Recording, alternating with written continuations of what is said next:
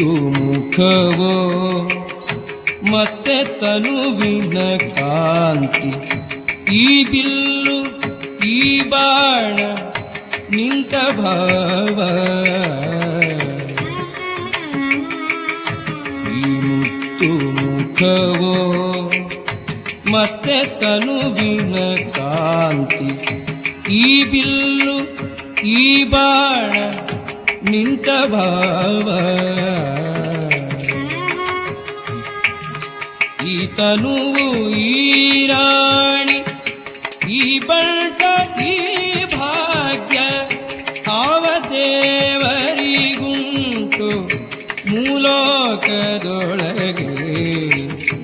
ಈ ತನುವು ಈ